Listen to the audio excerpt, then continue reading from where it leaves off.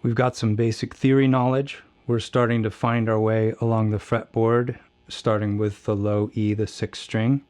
We know E to F is a half step apart, so that first fret is an F. We know our fret markers are G, A, B. Now let's move down to the A string, the 5th string, and keep understanding what these notes are on the fret markers. So we had G, A, B here. On the 5th string, it's C, D, E. So it goes right in succession, G, A, B, C, D, E. Now, let's talk about the A major shape, because just like we learned to move the E major shape and the E minor shape all up and down the fretboard on the 6th string, we're going to do that on the 5th string with the A shape. So the A major shape is 2nd fret of 2, 3, and 4 strings, and then we're going to strum down from the 5th to the 1st. And what we're playing, just so you know, is root, 5th, root, 3rd, 5th.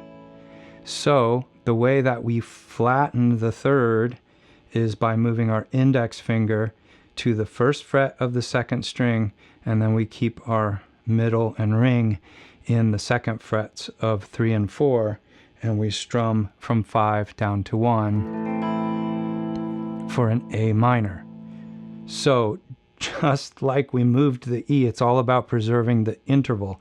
So from the nut to the A major shape is 2 frets apart. So let's just talk about how to play a B by finding a B on the 5th string, right?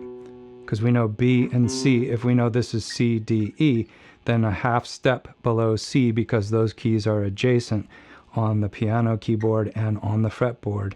We have our index finger fretting a B at the 2nd fret of the 5th string, and then we need to go up 2 frets and use our ring finger, this is tough, get it flat across 4, 3, and 2, and then we're just going to strum from 5 to 2.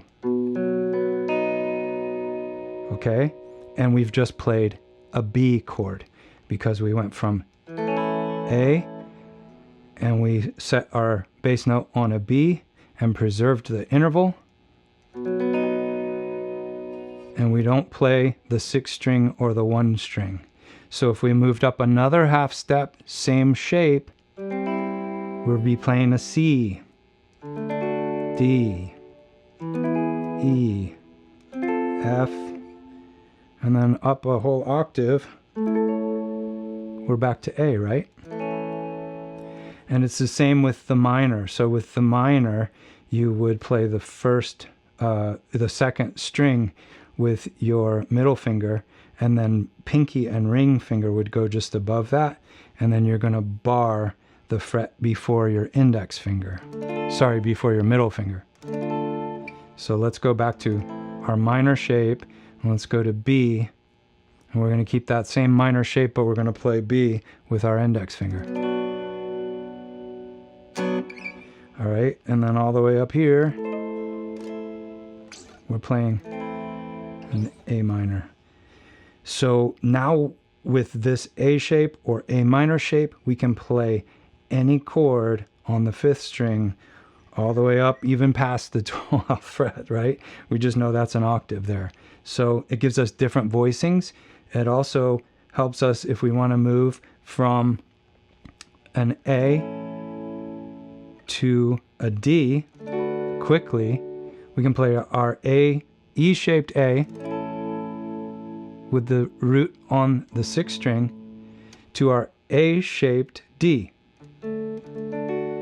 right below it, but just strumming 5, 4, 3, 2. So A to D.